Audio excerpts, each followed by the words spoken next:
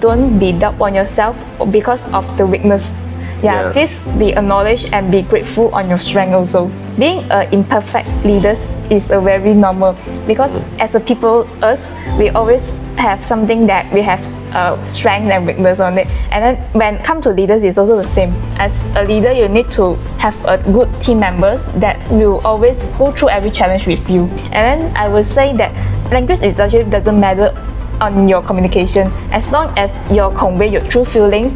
Even though the person might not understand your words, but they will feel your feelings and what you want on your message. A lot of business, why they fail in the first step, because they didn't step up the first step. Yes, exactly.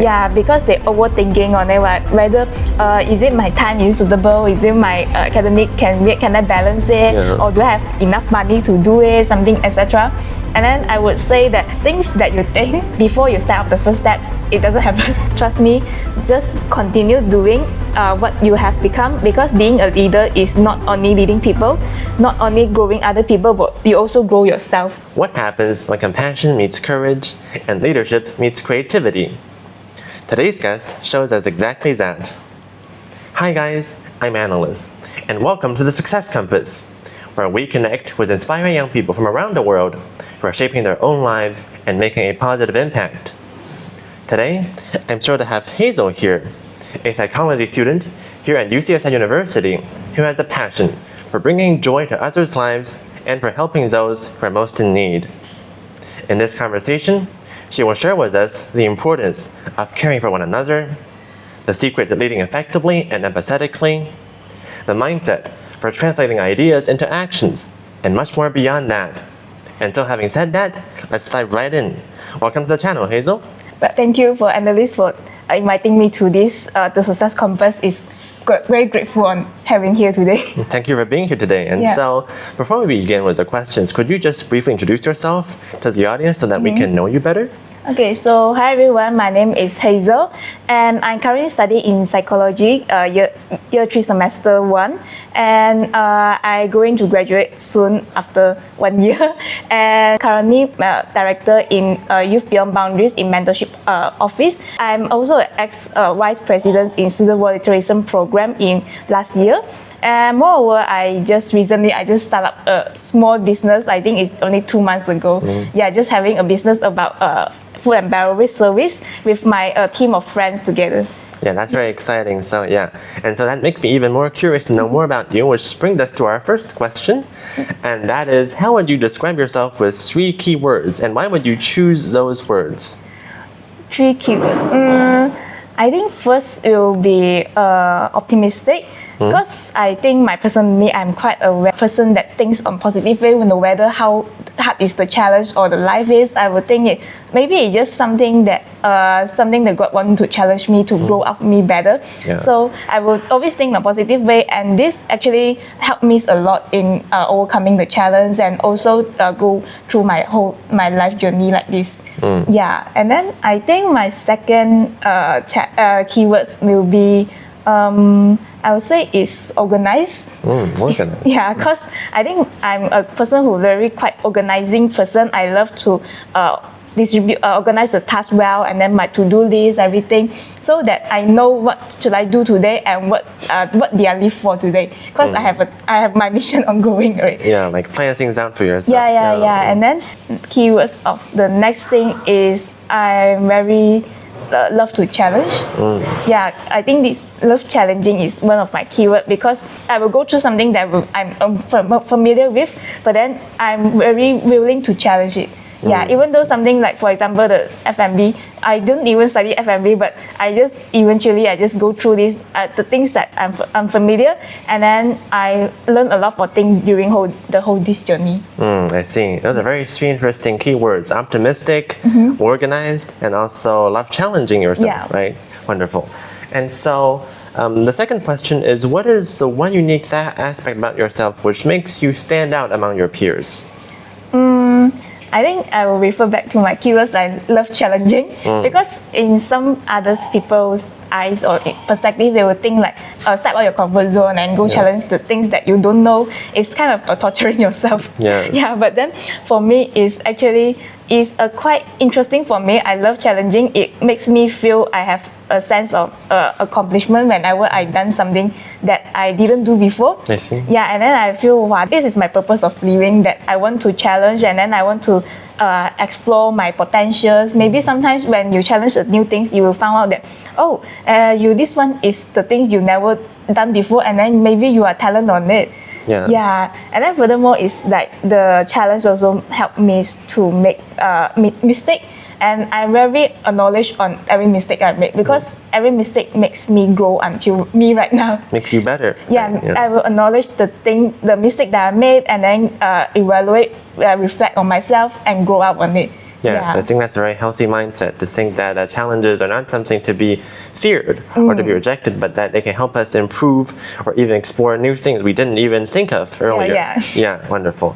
And so in your student journey thus far, right, you've done many things already, including studying psychology, starting an F&B business, leading the student volunteering program, and much more, right? And so of all these things, what is the one accomplishment or achievement you feel most proud of as a person or a student?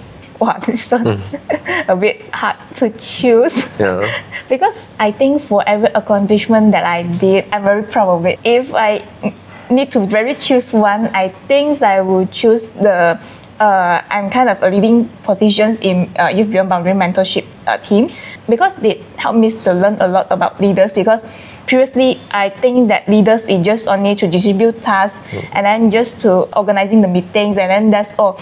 But this one, I think after I joined the Youth Beyond Boundaries, I found that it doesn't mean that only that it need to be further. You need to create the whole directions, and then you need to create the visions to the team members, to everyone have the big picture, so that it can move to the angles like this. And then I think it helped me a lot on growing in leadership skills. And then I think Youth Beyond Boundaries will provide me a lot of opportunities for me to grow up as a leader. And then a lot of peers also help me to guide me throughout the whole process like this. So I think this is my most grateful and also most proud of it, the achievement. Yeah, I see. Because I think being a leader also means that we need to really get engaged with the team members, right? We need to help them, assist them in a personal way, not just distributing tasks like a machine, or delegating these things, or organizing meetings and stuff like that. And also communication skills. You need to how can you communicate what you think to your team members, and then sometimes it might be completely wrong, and then you need to figure out a way that everyone can have a shared goals together. To be on the same page together. Yeah, exactly. And so we'll dive into leadership later in the interview, but we can first move on. And so, what prompted you to study psychology in the first place, and what have you learned from studying the program? I think first why I choose psychology, because during my secondary schools, I love to those criminal novels and then those detective, and then during the whole reading process, I love to investigate on the characters itself, their personalities, and why they do this action, why they have this thought, something, etc. And then I found that maybe this kind of hobby is quite suitable to study in psychology, and that's why I choose psychology. Yeah, and after I learned through the whole process, I found that I'm actually quite interested in learning on those disorders. Oh. Yeah, I found maybe it's a bit weird, but I love it, and then I found it's very enjoyable to investigate on their actions, and then why they have this thought. Is it from the nature or the nurture itself? And then I think this caused me want to further to study on clinical psychology. I see. That sounds very interesting. And so beyond studies, you also have many other pursuits, one of which is running an active F&B business, right? And so I wonder, what was the impetus or reason behind building this business, and what vision do you have in mind in terms of how you want to realize this objective or vision? Actually, we start up this business is just in a very simple way. We just want to create something beyond the food. Yeah, because I think for us, we need to eat food to live. but then how we can use this food as something that can be grateful in every moment, every single moment. Like after they eat this food, they feel like, oh, I'm so grateful, and today I'm so happy because I eat this food. So we want to curate this kind of experience to our customers, and then that's why we create our own small business called Student Voyage. Yes. Yeah, and then just not only we want to curate this kind of unique experience to our customers also. Currently we are doing kind of a casual fine dine event. Yeah. It just is an event that help the customers, they can enjoy the food in the theme. For example, like last time we do about childhood, because we think childhood is the experience they are very memorable on it, and then we want to like dive into the memories up so they can be like recall back, and then they can be grateful in every single moment like this. Yeah, and then not only in customers but in our team members also, we kind of also want to have visions that we want to let them to have more experience and then more testing. So usually right now we kind of executing in three core values on it. So first thing is the inclusion. So like we want to matter every single ideas that we stated out, because no matter you are in F&B or not F&B, yeah, you may have different perspective in the one single thing. So we want to matter everyone, and everyone will not be left out. Yeah. So this will also like create a sense of belonging. Yeah, I see. And then the other one is experimentation, because when it's food is not only you cook the food then it's done. We need to a lot of research. We need to do a lot of research and then a lot of development on evaluating, and then see whether is this food in this component, is it very good enough, and then we want to test a lot of things, and sometimes it might fail. Maybe not only one time, maybe it's multiple times. Yeah, so we want to do more on those things like experimentation. We encouraging them to test new ideas on it, and then so they can have a safe place for them to test what they want. And then maybe sometimes their creativity will be come up with other new things that we don't think about. Maybe some kind of one food ingredient, another food ingredient, you mash up, you realize like, oh, the taste is so nice. Yeah, so unique. Yeah. The other one is integrity. I think integrity in a lot of people thinks that it only like as a whole person, like we mix with a lot of things in a whole. But then upon these things, we also want to have build up the honesty and the accountability. Like we give you this task, you need to done, so that you like we want to build up the kind of responsible for them. Like and you as this team, you need to responsible on your task, because your task is very matters on the result of the whole thing. Yeah, so it can affect the whole scheme of things, right? Yep. Yeah, so that's very interesting. So it sounds like your business focuses on themed dining experiences, right? For example, childhood as a key word. Yep. And then the three values of your business are inclusivity, experimentation, and also integrity, right? And that makes me curious. So why did you choose to like enter the F&B industry specifically? Like, why F&B?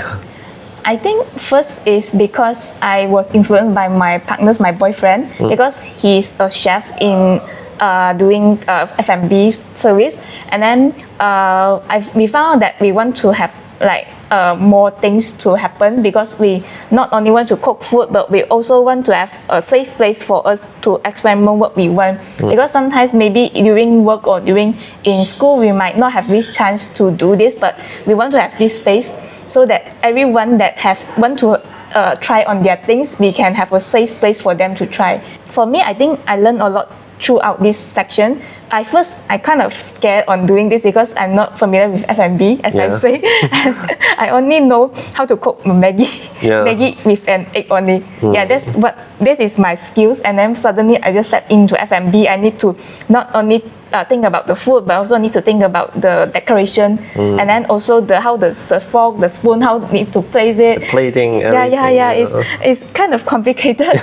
And then at first I can say honestly, I'm very unconfident on doing it. And then after I have a lot of mistakes, I tried it, and then I suddenly felt that maybe it's a place for me that I can try out myself upon the boundaries. I think it's also like a method for expressing yourself and trying new things, which you really can't do in like an ordinary setting, right? True. Yes, and so based on that, how is the current situation like with your business? Like, how is it doing currently?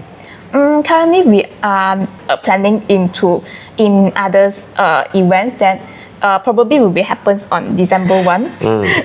I think I can do a promotion here. Yeah, sure, no problem. Yeah, so we are currently doing events, and then probably it will be happening on UCSI here. And then we want to have like a 3-course meal fine dine in UCSI here. We provide a fine dine quality, but in a more affordable price. Wow. We want to offer this to university students. I think that's very unique and authentic. Yeah. And then the theme will be romance. So when during you eat the food, maybe you found the feeling of love. Yeah, I'm excited to experience that if I can take part as well. So yeah, and so what compelled you to like start this business now with your group of friends while still in university? Because I think many of us think that, oh, we're in university, we're so busy, why just bother to start this business while still in university? I think if you have an idea, just go and do it. Just go ahead. Yeah, just go ahead, because in a lot of business, why they fail in the first step, because they didn't step up the first step. Yes, exactly. Yeah, because they overthinking on it, whether is it my time is suitable, is it my academic, can I balance it, or do I have enough money to do it, something, etc. And then I would say that things that you think before you step up the first step, it doesn't happen. Yes. Yeah. I will share on my stories that when we step up our first step, we only have around 600 ringgit to do this business. And then 600 ringgit, when we buy all those plates and then spoons, all those stuff, and then it's gone already. Yeah. We have zero. I would say we have zero amount to prepare on our ingredients. Something I would say it's a bit hard, but eventually we face it. Yeah. And then the things that we think about, oh, will it be lost on this event, and then etc. It doesn't happen. Yeah, exactly. Yeah. So I would say just don't overthink. When you have this idea, just go ahead on it. And then if maybe you want to find someone who you want to have a top voice to support you, then just find somebody that you trustable. He will be very rational, and then not only saying yes, but he also will say no to you. Like, I think this idea can be more better like this. It will help you a lot. So please, if you have this kind of friend, it's kind of a very trustable, and then especially doing business like this. Yeah, absolutely. A great help to your business. Yeah. So I think really it boils down to being able to not overthink, not overplan, because I think many of the time our plans and what happens do not align, right? Our plans just get outdated or they're like inaccurate, and then what happens in reality is entirely different. So just go ahead, step out of your comfort zone and just try what you want to do. Right? Exactly. Just be aware that everything that you think is just in your mind. Yes. Yeah, and the things might be unknown on it. Yeah. Yeah, and so as you mentioned a bit earlier, right, you invested about 600 ringgit, was it, into the business? And so what's the financial situation like for your business now? I would consider is kind of healthy, because we have already enough financial for our next event. We no need to find our parents to sponsor. Oh, that's wonderful. Yeah, because actually the 60 ringgit is sponsored by our parents, because we really cannot find others money. But eventually right now we can have enough financial to run our next thing. And then I would say it's quite healthy, because the amount that we earn is actually enough to divide and pay to our team members, and also maybe to our part-timers. Like oh, that's great. That does look very healthy, and so I hope it goes even better for you guys in the future. And so based on what you've shared thus far, can you share some tips, advice, or even like reminders for viewers watching right now who also want to start their own business and become an entrepreneur? Like, what are the things we should have in mind, like general tips or rules when setting out in the first place? I would say just now the first thing, don't overthink so much. If you want, just go and do it, and then you find that the magic happens, that some things that you think it might actually won't happen. Yes, exactly. And then the next thing is, doing an entrepreneur is just not only talk or earn money. You need to have a lot of things happen, because for example, if you own a business, you need to think about how to make your financial healthy, and then how to market your events or your products out to the customer, so it will tailor to the target audience that you want. And then you need to do a market research on whether is your event, is it really tailored to your target audience, or is it the budget is too high for them, something, etc. So just don't only talk on it, like I want to do this idea and then the end. No, you need to very execute on it. You need to do a lot of research, I would say, and then also just be hands-on on it. Don't leave it to your team members to do it. You need to also be hands-on on take caring on every step or every progress of the team. Yes, exactly. So starting a business isn't really all that glamorous or fun. We of course have an idea, and you should go ahead and do that. But of course, we need to apply it and translate it into like concrete terms, right? Like the budget, the market research, everything, right? Yeah, exactly. Also, another thing is I would say entrepreneur is not fun at all, but you will find a lot of memories throughout the process, like with your team members, and then whenever maybe the business maybe fail a success, you will also learn a lot of things throughout this thing. Yes. Yeah. It will help you grow in a profound way. Yes, true. And perhaps also discover a different side of yourself that you didn't really think was even there before. That's wonderful. And so life is never smooth sailing all the time, right? And so can you share with us a particular story or experience where you faced a really tough challenge, whether it be academic or personal or otherwise? Like, how was it like for you, and how did you overcome that challenge? I would say the more tough is when I'm in the leading position, because as I just now say, I first I thought leadership is just only distributing tasks and organizing, and then suddenly a lot of things happening. Yes. You need to lead a team, and then you need to like give them direction.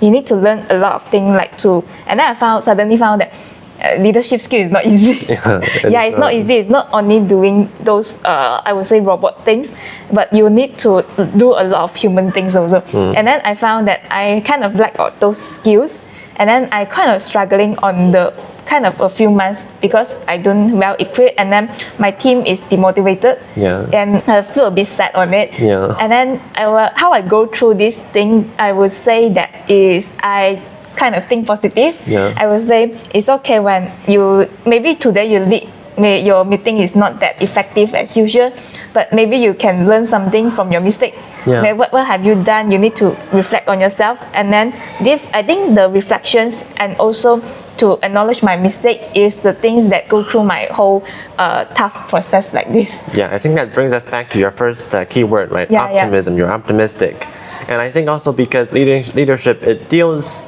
Well, I think the realization is that we deal with people, right? Not machines. We deal with living individual human beings. And so based on that, we really need to understand them and get to know them, and also be able to, I think also to touch their hearts in a serious way, because otherwise they will never want to cooperate or be together with a team or stuff like that. Right? True. Exactly. And so throughout that challenge, did you ever feel like giving up as a leader, or like stepping down from the position? Like, what were you thinking at that time, and how did you resolve that situation? I would say that quite a lot of most of the time that I think that maybe I'm not suitable of becoming a leader.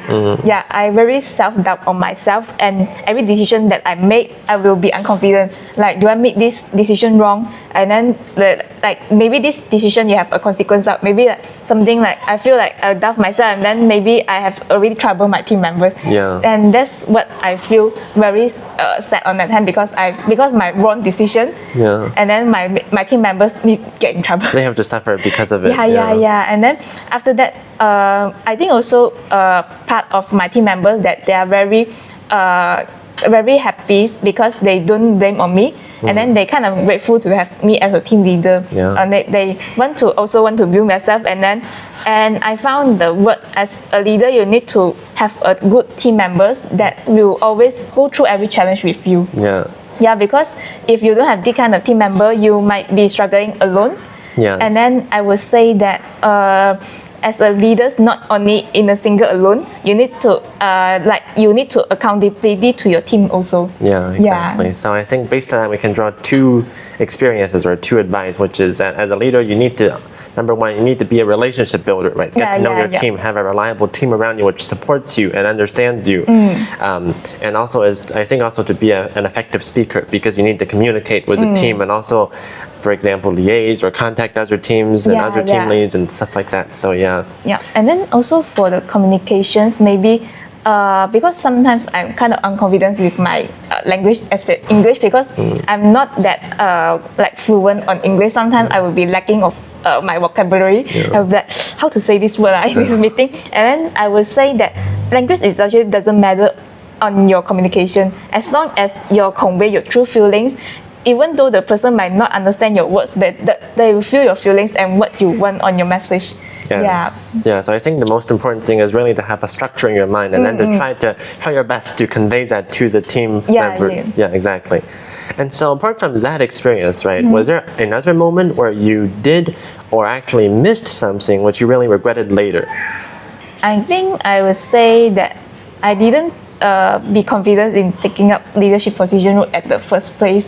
Because I would say that I take up the position, but then I already have my own stereotype on myself. I feel like I cannot do this, I cannot do this, I cannot do this, and I think this one is my most regret, because I love challenge, but then I don't know why that time I kind of self-doubt on myself, and I kind of regret it, and it caused me to have a lot of self-doubt, and then maybe a lot of moody negative emotion throughout the period. And I think that shouldn't be happen, because you need to be confident on everything that happens to you. No matter is the things that happens to you, it have a reason on it, and then you need to do is to acknowledge the things that happens, and then continue to do it. Yeah, exactly. I think sometimes we also try to we artificially limit our own horizons, right? We think we can do this, we can do that, we can just be who we are right now, and we are good with it. But sometimes we really need to go out and to experiment with different things, right? To really to be ourselves in a different way, right?